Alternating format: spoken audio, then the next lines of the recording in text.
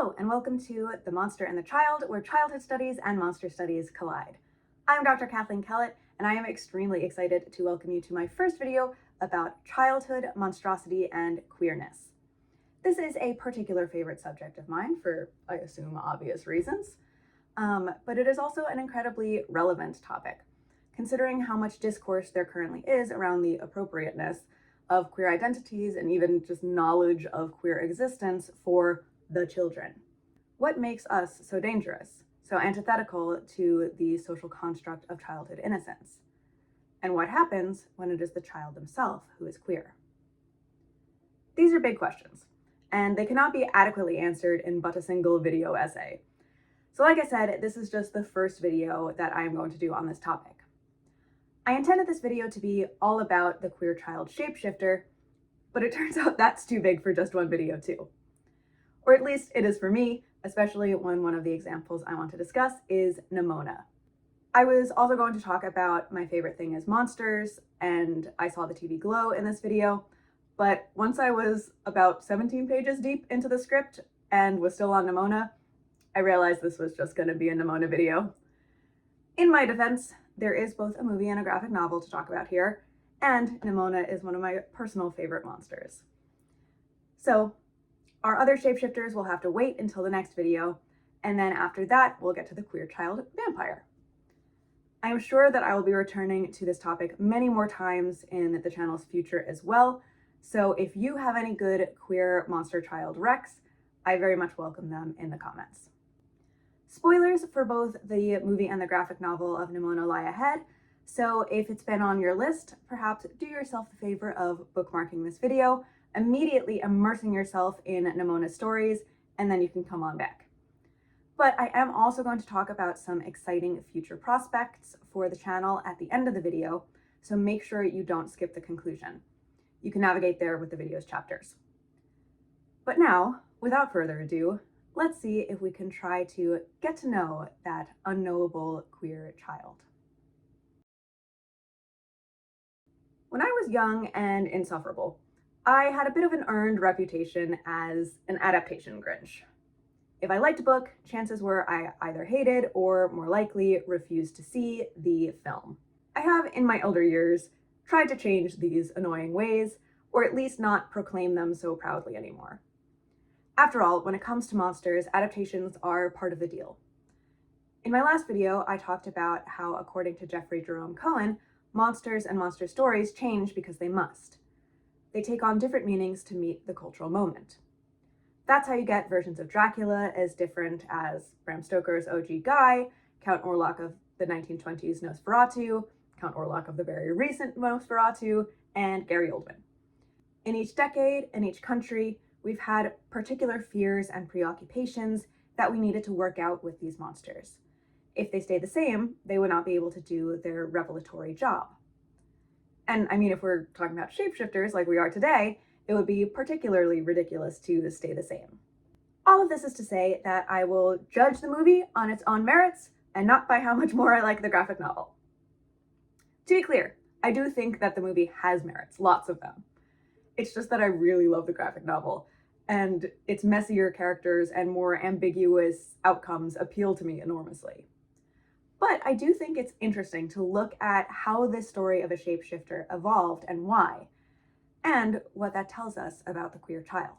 So I'm going to work backwards and start with the movie. Nimona the film came out in 2023 as a Netflix original. It tells the story of Ballister Boldheart, the first commoner to be accepted as a knight of the realm. Among his knightly cohort are the nobles who have trained for their position with the Institute their entire lives, including the delightfully named Ambrosius Goldenloin, his boyfriend. Ambrosius is descended directly from the line of the founding hero of the kingdom, Glorith, who slayed a horrible monster in her day. On the day that Ballister is meant to be knighted, his laser sword starts operating seemingly of its own accord and kills the queen. Ballister is branded a villain and is left alone to try to clear his name.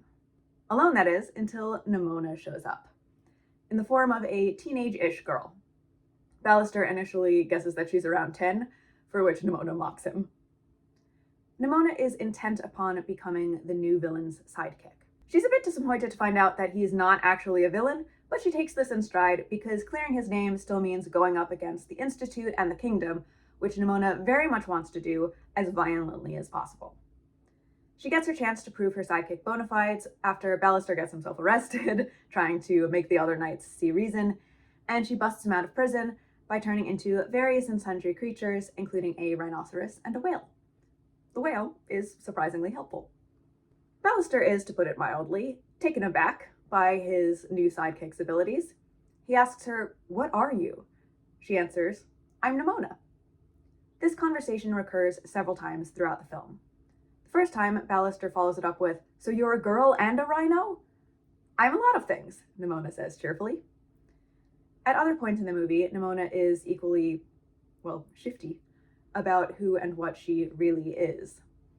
In her shark form, a favorite carried over from the graphic novel that I was happy to see, she rebuffs Ballister's request to just be girl you with, "But I'm not a girl, I'm a shark." Later, when she shapeshifts into an urchin boy, Ballister exhaustedly observes, "And now you're a boy." "I am today," Nimona says. So the metaphors, they are not subtle. Not that they need to be. As my soon-to-be wife and I frequently remind each other, subtlety is for chumps. Despite having been trained to fight monsters like Nimona, Ballister slowly starts to appreciate his sidekick and to show genuine curiosity instead of condemnation about her shapeshifting. When he asks her if it hurts, she responds, quote, "I feel worse when I don't do it, like my insides are itchy," end quote. But when she shifts, she's free. If she didn't shift, she tells Ballister, she'd die. Not, quote, die, but "I sure wouldn't be living," end quote. Nimona appears to be completely self-assured and self-aware, unapologetic about her identity, until a child sees her when she is once again up against the knights. The little girl cowers in fear. Nimona shifts down to a child form, not her usual youth self, but a young child, the same small size as the girl opposite her. This form has long hair instead of the older-looking form's undercut, so she is clearly presenting little girl here in both age and gender. But it doesn't matter. The child rejects Nimona's attempts to calm the situation, and she calls Nimona a monster. For the first time, the audience sees Nimona devastated by the outside world's hatred and fear of her. She has so much fun wreaking the havoc everyone expects, until she doesn't. Until she is not allowed to be a child. Eventually, we see why this particular rejection hurts Nimona so much. She is apparently immortal, or at least very, very old. So old, in fact, that she was an integral part of the founding of the 1,000-year-old kingdom, with its knights and its institute. She was the childhood friend of the hero Glorith. Childhood? Glorith was a child, yes, but was Nimona? How old even was she 1,000 years ago? The film doesn't answer because it doesn't matter. What I love most about this backstory sequence in the film is that it shows Nimona in different forms, seeking acceptance with various creatures, birds, deer, fish. Though she looks like them, it seems that they can sense her difference, so they all run away. But when she appears as a child to the child Glorith, she is accepted for the first time. So what is Nimona's true form? What is her core, her default? She doesn't have one. That doesn't mean that her forms are fake or deceptive. It means that all of them are real. Every form is her true form. She is a child just as much as she is a whale or a rhino or a bird or a bear. Unfortunately, it is in this last bear form that the adults from Glorith's village find her playing with Glorith, and they assume that Nimona poses a danger. When Nimona tries to show them that everything is safe by turning back into a child, they are even more horrified. Out come the pitchforks and torches, and soon the whole village is alight. And Glorith is against Nimona. And so one child became the founding hero of a kingdom, and the other remained the many things that she already was, alone.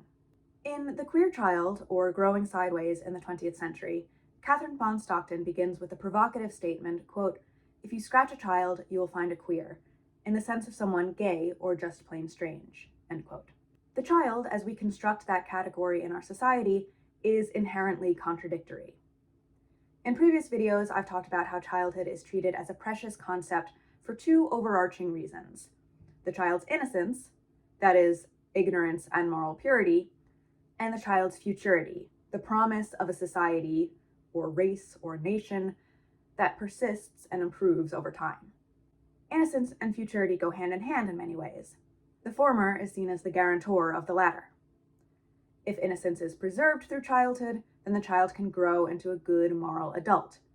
More moral even than the generation before, as long as we can avoid society corrupting them in the same ways. But innocence and futurity are also, by necessity, at odds with each other. Innocence is concentrated in the present moment. The future is when it is lost. The child, and we're breaking out the capital C child here, the child as cultural symbol, not as real person, that child is always being torn in two. It is a moment to be preserved and a future to be fought for, but it can't really inhabit both at the same time. So that is one way in which the child is queer. Queerness has an expansive definition. For identities, it's the umbrella of the whole acronym. Anything that is not both cis and straight. In an academic sense, it tends to get even bigger. It is the non-normative, a category of disruption to the systems of power as they stand within the status quo. It's the thing that refuses to fit within the most powerful social constructions, the thing that shows us, our definitions might not all fit. So that covers a lot of ground, and I do think it still always should be grounded in sexual and gender difference. But queer is a lot of things all at once. One could imagine it as a shapeshifter. In writing about queer werewolves, Philip A. Bernhardt House writes, quote, "Queer is an inherently comparative term," end quote. You have to have a norm to have a queer that isn't normative. But despite childhood very much being governed by norms, we've also just seen that childhood contains multiple social meanings, even when those meanings contradict themselves. So maybe queerness and childhood can be complementary categories?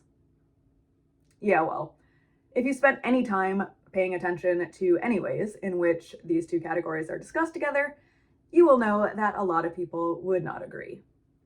Queerness and childhood have frequently been positioned as diametrically opposed, both throughout history and unfortunately very much today. This has to do with both the innocence and the futurity. Regarding the latter, a major part of futurity, as it is constructed and imagined, certainly in the society in which I live, is reproductive futurity. The nuclear family unit, in its strict patriarchal form, reproduces itself biologically. To keep that chain going, heterosexual relations must occur. The persistence of this family institution is considered integral to the persistence of all other institutions, up to and including the nation. So, the stakes get pretty high when a queer person comes along and doesn't buy that version of what society is selling. And if queerness is a threat to futurity, then it must also be a threat to innocence, since these concepts are so closely intertwined despite their contradictions. The opposition to queerness has always been deeply grounded in disgust. Disgust is a useful affect. It is highly persuasive. It's the thing that keeps our bodies safe, after all, from bad food, from waste, from the things that get us sick. Moral disgust keeps us from acting in antisocial ways that would get us ostracized from society, and often with good reason. Most of us, hopefully everyone watching, are disgusted by the thought of actually taking a human life, for example. The thought of the violence that we would have to do to a body to make it stop living gets tied up with what it would feel like to be responsible for the ending of another consciousness. It's not just abstractly bad, it's visceral. This also means that if an ideology or system of power is able to hijack that disgust response to induce it at the thought of a particular notion, that's really powerful. And queerness is so rooted in the fundamentals of social identity. It's sex and gender. Hard to get older or deeper than that in terms of categories our species places importance upon when organizing a society. Of course, if something is disgusting, it pretty much by definition is not pure, not innocent, not for kids. So the capital C child is not supposed to have really any knowledge of sex, but they are supposed to be a future straight person. They are supposed to have a concept of gender, but only the one that conforms with what has been handed down to them at birth within their nuclear family unit. Doesn't require any input from the child themselves. The knowledge of queer existence can deal a fatal blow to both the child's present innocence and future reproductive citizenship. And again, this is all capital C child. The child as an idea, a construct, just like normativity, queerness, the future, innocence. But where does that leave actual, real human kids? Especially kids who aren't straight and or cis in the present or future. There are some, of course, who would argue that there's no such thing as a queer child, but those people are bigots and we don't have to listen to them. But many people who participate in the preservation of the status quo, all those constructs that I just talked about, do so largely unconsciously. And there are plenty of people who live in a way that supports cis straight norms who still acknowledge A, the existence of queer people, and B, the fact that these queer people were once kids. It's just that we hit a paradox there, because when does childhood end and queerness begin if the two categories are not supposed to overlap? So, from the perspective of that queer child, this is where Stockton's idea of growing sideways comes in. Quote, "One can remember desperately feeling there was simply nowhere to grow. What would become of the child one feared oneself to be? For adults then, who from a young age felt they were attracted to others in wrong ways, the notion of a gay child, however conceptually problematic, may be a throwback to a frightening, heightened sense of growing toward a question mark, or growing up in a haze, or hanging in suspense, even wishing time would stop or just twist sideways, so that one wouldn't have to advance to new or further scenes of trouble." End quote. In other words, as a queer child, your present is at odds with yourself, because what you feel is supposed to be off limits to the innocence of childhood. And your future, the one for which you are being raised, and that upward growth is that central metaphor that Stockton wants to explore, that future is a future you already know in whatever vague way you're not going to fit. So you're stuck in an impossible moment, neither present nor future, not going forward or up, but sideways. I think that this concept of growing sideways is illustrated really interestingly in Nimona. Nimona, temporally, time-wise, is not actually a child. She's ancient. But she hasn't grown up. When she appears in a human guise, she appears as a youth. That's the form she appears in most often, or as a young child. The only exception is when she's impersonating someone else, like Ballister. When she is meant to be recognized as Nimona, the only identity that she continually asserts, she appears young. Because what would adulthood even look like to Nimona? Her queerness, her difference, is so great that apparently she can't even imagine it. She can't arrive at the kind of future identity that is required by the rigid societies in which she has lived for 1,000 years. So she grows sideways into a million forms, none of which are grown up. This endlessly stretched present moment of childhood that Nimona experiences is full of pain.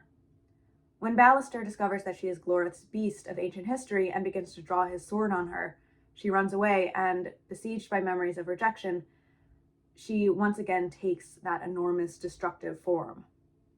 Design-wise, something that I really like is that this form does not have clear edges. Wisps of darkness stream away from her. She is both uncontainable, but also losing herself.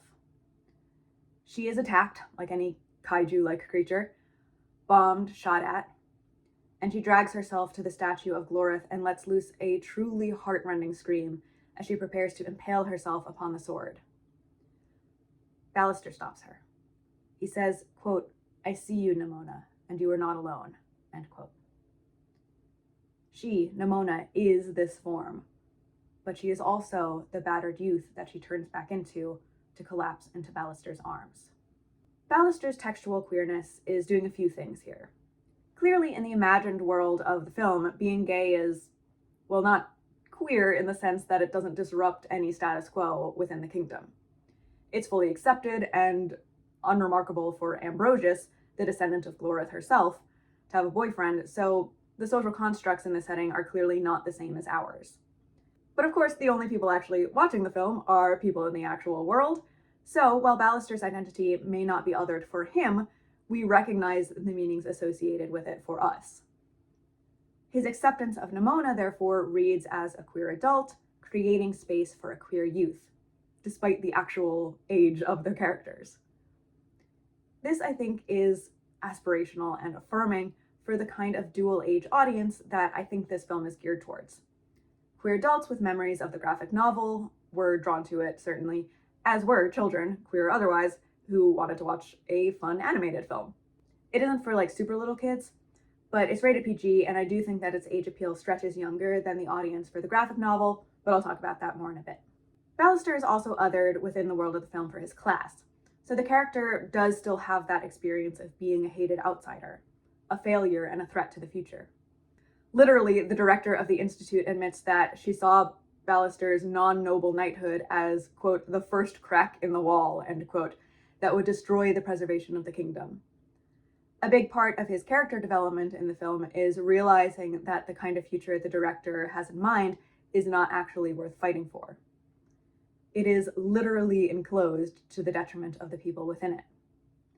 It takes a monstrous shapeshifter like Nimona, someone who quite literally does not fit within boundaries, to alter the course of this future, to allow Ballister and the whole kingdom to grow sideways beyond the walls. The screenplay for Nimona was written by Robert L. Baird and Lloyd Taylor, and it was directed by Nick Bruno and Troy Quayne. However, the original creator of the characters, N.D. Stevenson, was an executive producer and did provide some screenplay materials. So while the story was changed significantly, Stevenson was very involved with the adaptation process.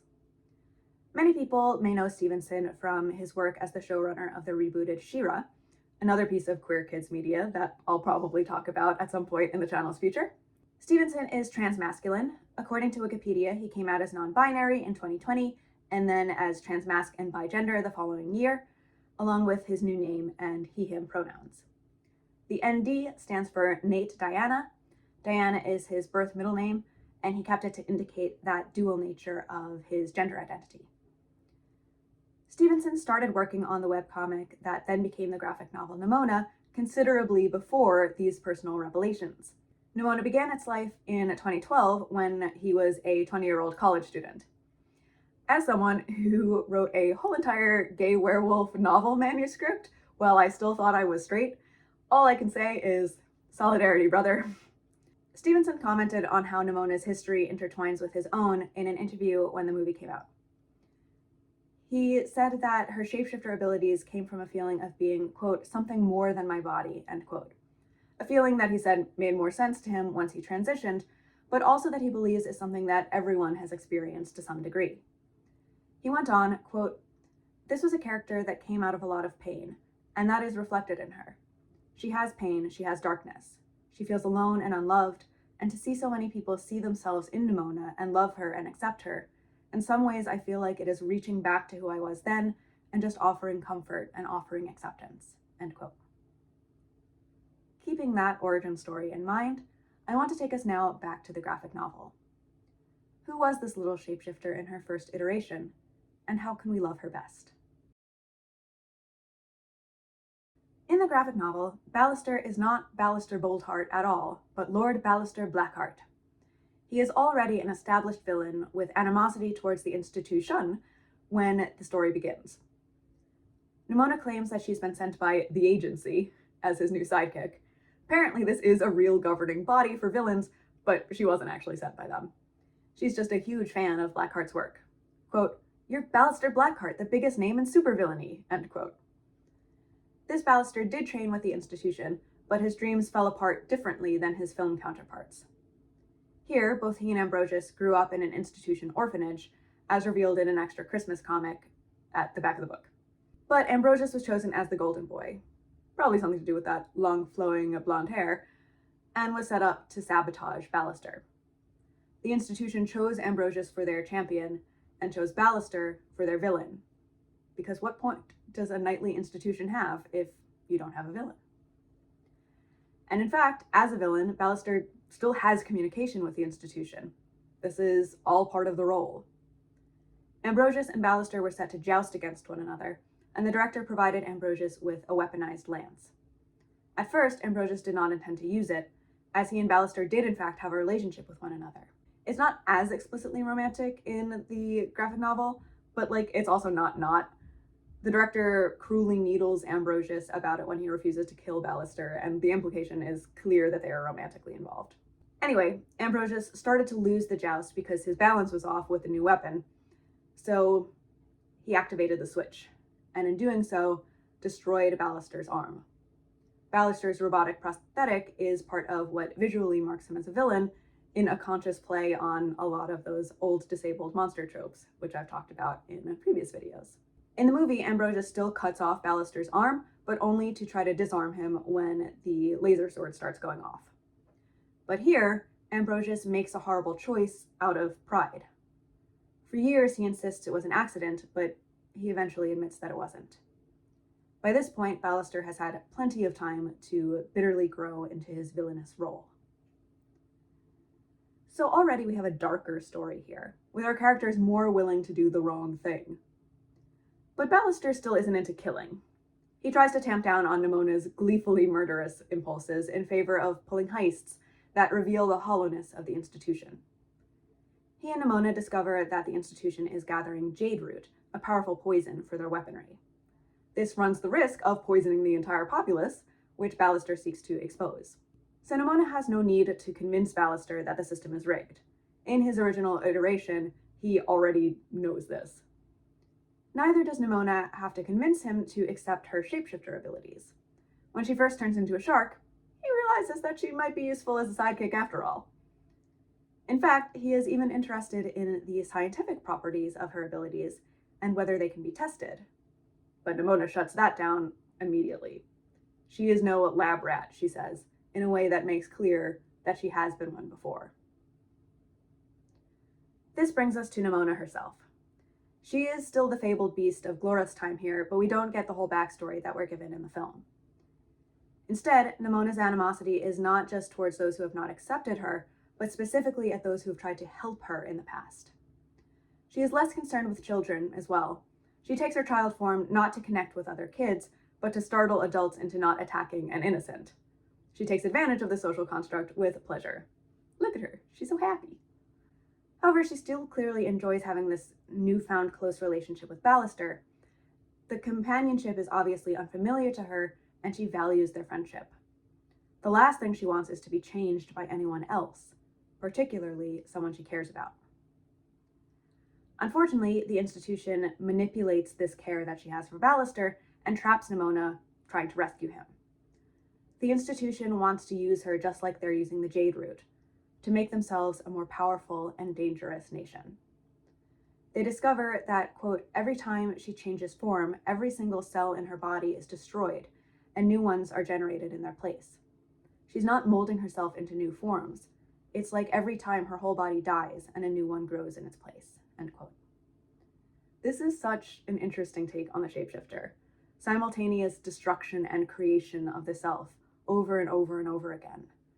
Very much not the trajectory of growing up that is expected, where one's identity moves along a nice, even track from innocence to normative adulthood and then stays there, unchanging and unbroken. So really, how could Nimona be a child at all? She must be something else, the product of someone else's influence and monstrosity. At least that is what the director thinks. She refuses to believe that Nimona was not made, despite Nimona's protests that, quote, no one made me, I was always like this, end quote. The director counters, quote, I know an abomination when I see one, end quote. I probably don't need to point out that abomination is a loaded term when it comes to queerness, as this is the English translation of the word often used in biblical passages that has been weaponized against us. This insistence that Nimona must have been made also calls to mind the long history of accusations that queer adults recruit or groom children into queer identities. Since queerness is constructed as incompatible with innocence, a child has to have been corrupted into queerness. They can't embody it independently just as a feature of their own humanity. We've seen this rhetoric in Anita Bryant's Save Our Children campaign from the 1970s, in which she successfully rallied a political movement against equal employment rights on the grounds that if gay people were allowed to be teachers, they would nefariously recruit little innocent children to their ungodly ranks left and right. Zero hyperbole in that sentence, by the way. That was Brian's exact line of argument. But that shouldn't be surprising, because like a regenerating monster itself, that rhetoric has new vicious life in the contemporary era, in which social media accounts like Libs of TikTok lead the charge against any vestiges of acknowledgement of queer existence around children, with any such activities being cast as predatory grooming. So the queer, non-adult body of Nimona is perceived as having been corrupted by an outside force. She has to be unnatural, to be monstrous, or else all of our social constructs would be wrong. The Institute has trapped Nimona in their container for jade root, which she cannot escape, but they take some of her blood for testing. At this, Nimona gloats her triumph. Quote, "You really don't know anything, do you? I mean, you just really didn't do your research at all. If you had, you'd know that this has all happened before.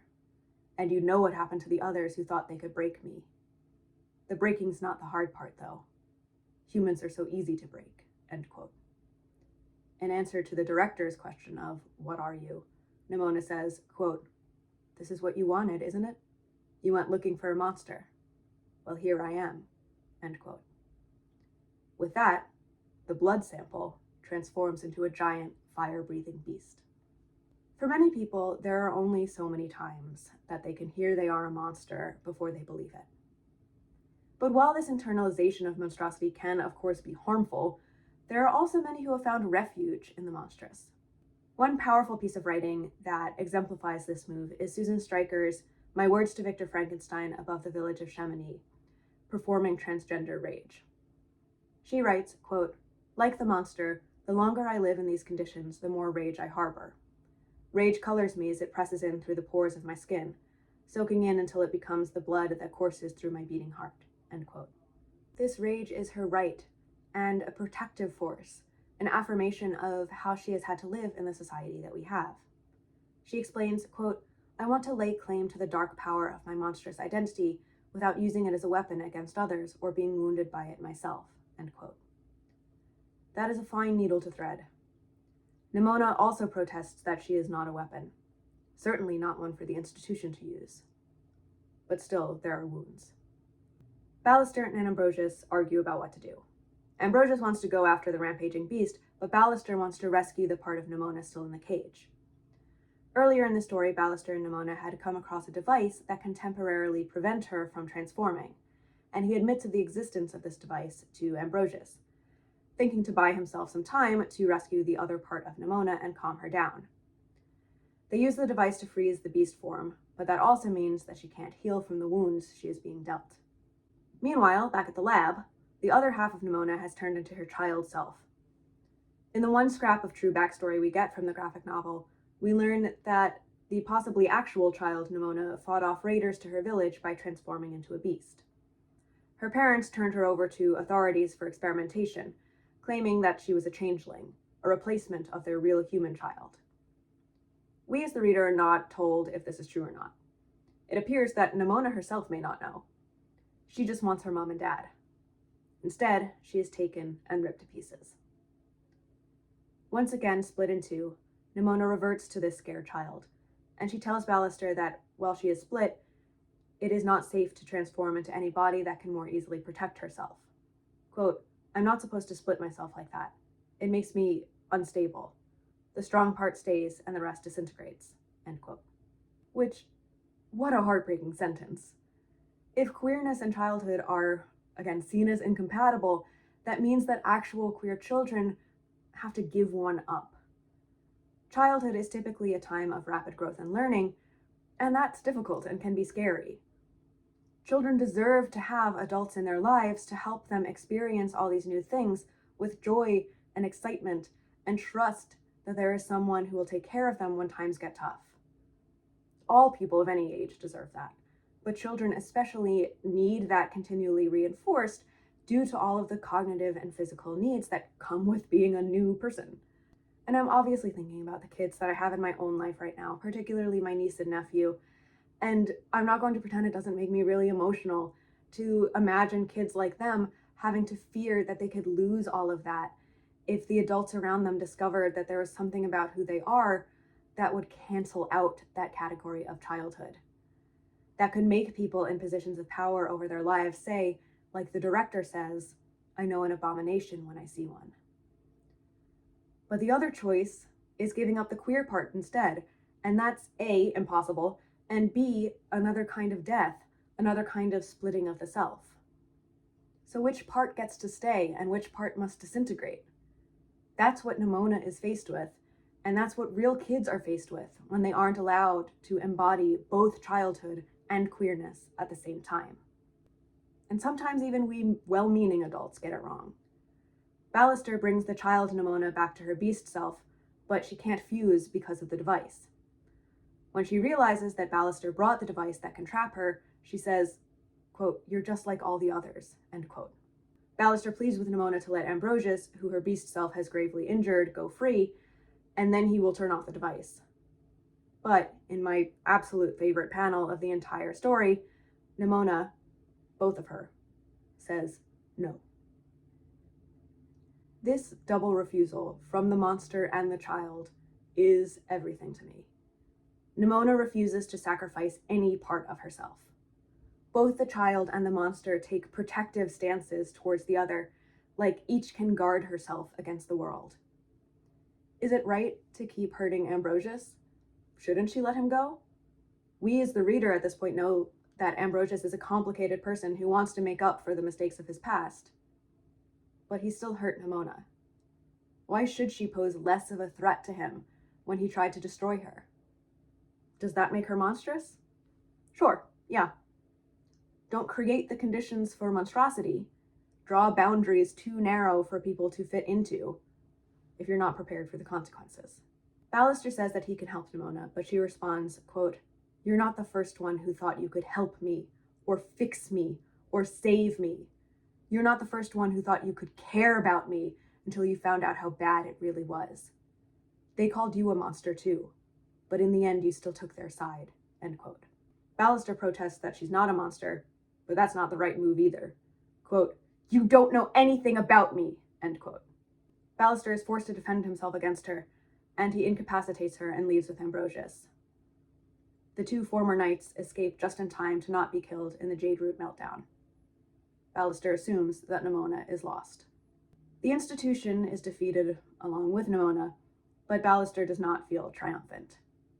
At the hospital, watching over Ambrosius, he snaps back at a doctor who calls Nimona a monster. But then, moments later, that doctor reappears and is confused when Ballister believes she was just there. She sees that someone has filled out the patient chart with a drawing of a shark. Ballister goes running and gets one last glimpse of Nimona in her most familiar form, who gives him a small smile and wave before disappearing. In the epilogue, Ballister muses, quote, "I can only hope I reached her in some small way. I can only hope that if she does come back, she'll know me for who I am, a friend," end quote. These words appear over Ballister walking away arm in arm with Ambrosius, the Institute no longer standing between their own queer relationship. The graphic novel is a much more bittersweet story than the film, but not without hope. Knowing the positioning of this story in Stevenson's own journey, I find that rather powerful, and it also makes me appreciate the more unambiguously happy ending of the film as a bit of a statement that sometimes things do work out. I think it also makes sense because the graphic novel's intended audience, as I mentioned before, does skew older than the film. I'd say like PG-13. I am still so drawn to that ambiguity of the graphic novel, the uncertainty, the remaining inability to fit all the pieces together. That in-betweenness is where so many queer kids live, and Nimona can remain there. She does not have to be one thing. The monster and the child will be there for each other until she can finally truly trust that someone else can be too. I tend to conclude my videos with some real-life examples of how ideas about monstrosity in childhood, as revealed through these stories about monsters, impact real kids. For this one, it was hard to know where to start. I decided to go with the most recent example I could find, a CNN article written less than an hour before I wrote this part of the script on October 6th, that bears the headline, Supreme Court to decide if states may ban attempts to convert gay and transgender youth. So-called conversion therapy is the pseudo-psychological practice of attempting to change someone's sexual or gender identity. A lot of these programs are religious in nature, although actually not all of them are. It has clinically been proven not to work, and it is deeply traumatic. I think that this is also a good example to think about with regards to Nimona's experience of experimentation at the hands of those who wanted to help or fix her. Those words imply a restoration, but in practice it is actually destruction of the child's whole self. No wonder Nimona sees offers of help as violence. Half of the United States have banned the practice of conversion therapy, but their ability to keep those bans is what the Supreme Court will soon preside over. The argument that the defense for conversion therapy plans on making is that a ban in their case is an infringement upon the freedoms of speech and religion. Now, this court has upheld states' rights to ban things before, unfortunately, one of those things being gender-affirming healthcare for minors. Infringement upon kids' freedoms did not seem to be a concern there, and I think, pretty founded concerns that they will not be centered in the upcoming case about conversion therapy either, despite that fundamentally being what this is all about. But how do we imagine children's freedoms in the first place? To what extent are freedom and our construct of innocence even compatible? I think innocence lends itself to notions of freedom as freedom from worry, freedom from responsibility. But what about freedom to? Freedom to choose, freedom to express oneself, to change, to transform. Far too often, it seems that we cannot imagine the ability to do those things and remain innocent, in either the sense of ignorant or pure. The only change allowed is the freedom to grow up. Freedom to grow sideways has historically never been an inalienable right. And the fear that a child might do so is politically powerful, in ways that the current American presidency, Congress, Senate, and court systems have been all too happy to exploit.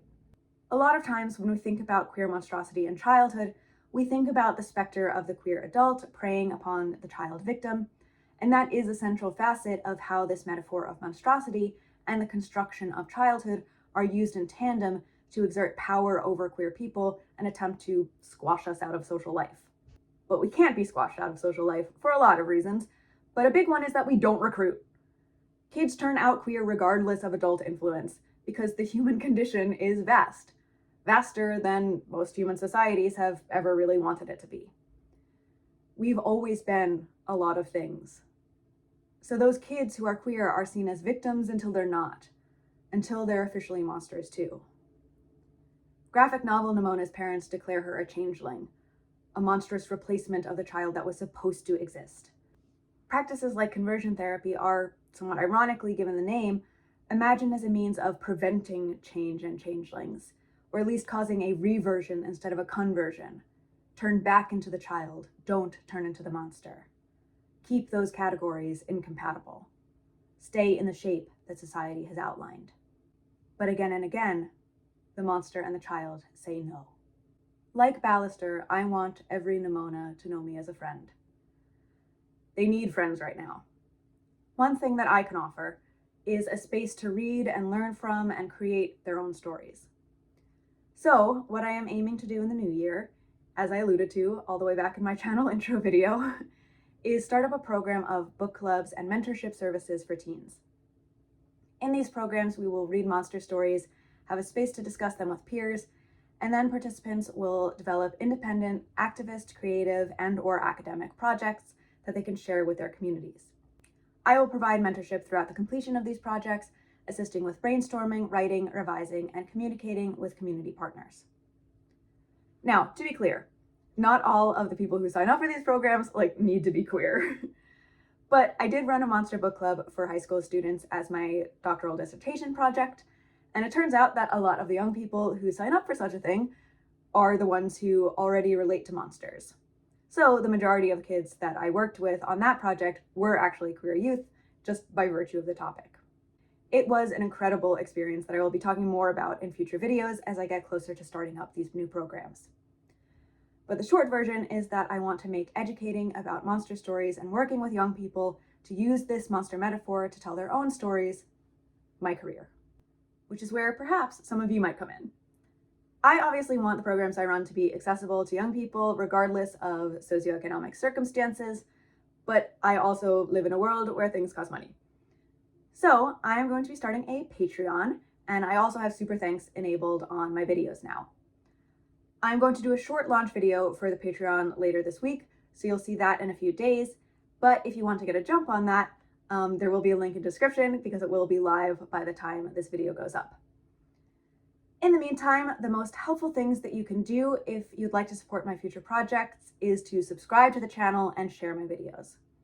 The more known an entity my work can become, the more inexpensive and accessible youth services I'll be able to offer in the future. I have also visions of future Discord servers in my head with broader versions of the book clubs as well. I can only realistically mentor a limited number of people at a time, but if people are just interested in the book clubs, then I can definitely foresee running multiple chapters of those through Patreon and not necessarily only for teens. So those clubs are not set up yet, but if that is something you have interest in, let me know. I know that I'm still a brand new baby YouTuber over here, and my channel is still quite small, but the influx of support over the last month has been unbelievably appreciated, and I'm so grateful to all of you for watching. It feels amazing to write things that matter to people, and this past month has made a future of monster education seem like it may actually be in my reach. With that said, the next full video is going to take a little bit longer. In my defense, I have a very good excuse. I am getting married this Saturday. So instead of my usual 2 weeks in between video essays, it's going to be 3 until we continue this conversation about queer shapeshifter children. But rest assured that I will be doing the very gay activity of wedding a woman in the meantime. Thank you so much for watching, and please give this video a like if you enjoyed it. I certainly enjoyed making it. If you have not yet subscribed, please go ahead and hit that button and ring the bell for notifications. When we return to our shapeshifters, I shall be a married monster. Until then, take care, and I will see you soon on The Monster and the Child for more monstrous food for thought.